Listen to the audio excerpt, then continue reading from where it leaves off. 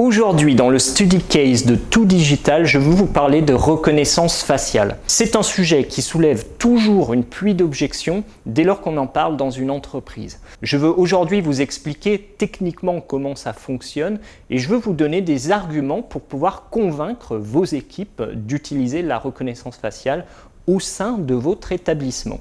J'entre tout de suite dans la technique. La reconnaissance faciale, c'est tout d'abord une photo ou un visage qui est présenté face à une caméra et on va analyser ce visage. C'est une suite de critères qui sont assez simples pris séparément, mais dont le nombre fait la complexité. On va par exemple prendre l'écartement entre les yeux, ou on va par exemple prendre la largeur du visage, la hauteur des oreilles par rapport au front. Voilà, on a toute une sorte de critères qui sont rentrés et qui sont chiffrés. L'ensemble de ces critères forment votre carte d'identité faciale en quelque sorte.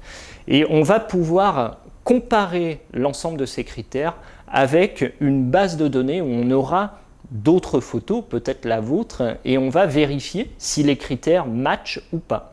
Alors évidemment, on n'a jamais une correspondance à 100%, mais il suffit qu'il y ait un nombre de critères qui ait un bon score pour qu'on puisse identifier un match. Toutes les intelligences artificielles ne se valent pas, et parfois, si elles ne sont pas assez poussées, si elles ne sont pas assez bien entraînées, elles peuvent confondre des visages et dire qu'il y a un match alors qu'en fait ce n'est pas du tout la même personne. Je vous propose maintenant deux cas d'utilisation dans votre entreprise, mais vous pourriez imaginer bien d'autres cas, cela dépend de votre créativité. Le premier cas, c'est celui qu'on utilise dans notre propre entreprise.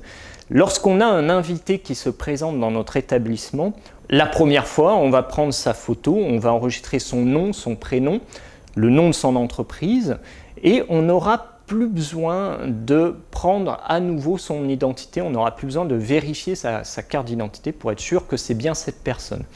Si vous avez plusieurs établissements, c'est assez intéressant parce qu'une personne qui se présente à Grenoble peut également être connue lorsqu'elle se présente dans votre siège social à Paris. L'intérêt ici, c'est vraiment que la personne n'a pas l'obligation de présenter une pièce d'identité. On saura vraiment que c'est elle dès lors que la première fois on a pu vérifier que c'était bien elle.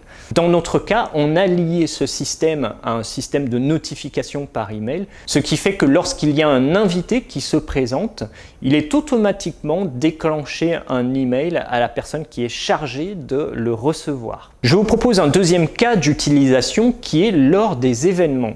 Lorsque vous faites un événement qui est d'assez grande taille, alors je ne parle pas de 30 ou 40 personnes, mais plutôt à partir de 200 personnes, 1000 personnes, voire 2000 personnes, c'est un très grand événement. Dans ce genre d'événement, vous avez des personnes qui s'inscrivent sur Internet. Parfois, vous avez une entrée qui est payante et ils peuvent payer sur Internet, mais souvent, vous offrez le choix de payer soit par carte bancaire, soit directement sur place en espèces. Et il faut avouer que la logistique qui est liée à ce genre d'événement est assez complexe, ça prend du temps, ça demande de la main-d'œuvre et il faut une organisation qui est assez précise et assez lourde. Pour simplifier les choses, vous avez déjà le système des QR codes qui existe et on peut vérifier si une personne s'est bien inscrite sur Internet en scannant son QR code. Avec la photo, cela simplifie grandement les choses et cela vous prévient de toute fraude possible. Et oui, on le sait, les QR codes, ça peut se donner à quelqu'un. Et en général, dans les événements où il y a beaucoup de personnes, on ne prend pas le temps de vérifier l'identité avec une pièce d'identité. On va simplement vérifier le QR code. Alors, les petits malins s'amusent à se transmettre les QR codes par email ou par SMS. Mais avec la reconnaissance faciale, vous demandez à votre utilisateur de prendre une photo lorsqu'il s'inscrit et lorsqu'il paye. Et lorsqu'il se présente à l'événement, il suffit qu'il se présente face à la caméra et on peut voir bien sûr qui il est, on peut vérifier s'il a payé ou non et il peut rentrer tranquillement. Si vous êtes une entreprise qui organise des événements, c'est tout à fait pratique. Les invités qui seront passés le jour de l'événement et qui reviennent à votre entreprise seront également connus et ils seront beaucoup plus qualifiés. Je vais vous présenter maintenant quelques arguments face aux objections que l'on obtient lorsqu'on parle de reconnaissance faciale. La principale objection, c'est « oui, mais dès qu'on va utiliser ça, on va être traqué, on va être suivi, etc. etc. » Il est vrai que certains pays tels que la Chine utilisent la reconnaissance faciale et le scoring social pour savoir si une personne fait les bonnes choses au bon moment. Est-ce qu'elle traverse la route au feu vert? Est-ce qu'elle paye bien ses impôts? Est-ce qu'elle est allée à telle école tel jour? La Chine en particulier a cette capacité à entrer dans votre vie privée et à vérifier ce que vous faites en temps réel. La première chose à savoir, c'est que la reconnaissance faciale est basée sur deux éléments. Le premier, c'est la photo ou le visage que l'on présente à une caméra. Et le deuxième, c'est la base de données dans laquelle on va vérifier si cette photo est présente. Il est bien évident que cette base de données appartient à l'organisme qui va utiliser cet outil de reconnaissance faciale. Et par exemple, imaginons que EDF utilise cet outil, il aura une base de données de visage qui n'est accessible que pour lui et il n'est pas question qu'il aille se servir dans une autre base de données. Donc premier argument, la reconnaissance faciale ne sera utilisable qu'au sein de l'entreprise et ne pourra pas être utilisée à l'extérieur. Deuxième argument possible, on va dire oui, mais on pourrait rentrer par l'extérieur et vérifier ce qu'on fait.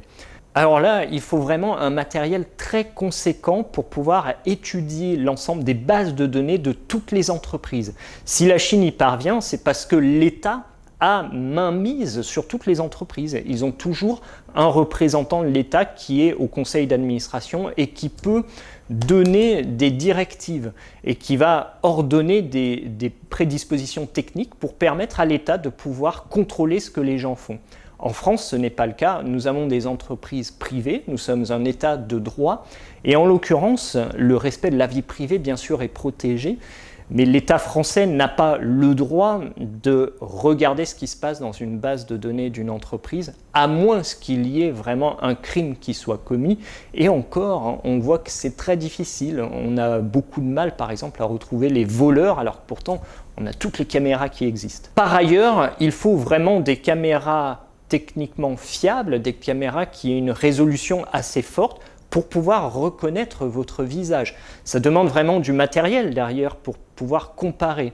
Et si on voulait suivre 70 millions de Français 24 heures sur 24 pour savoir où ils sont, qu'est-ce qu'ils font, ça serait beaucoup de données, ça serait beaucoup de serveurs et je pense que ça pèserait très lourd sur le budget de l'État.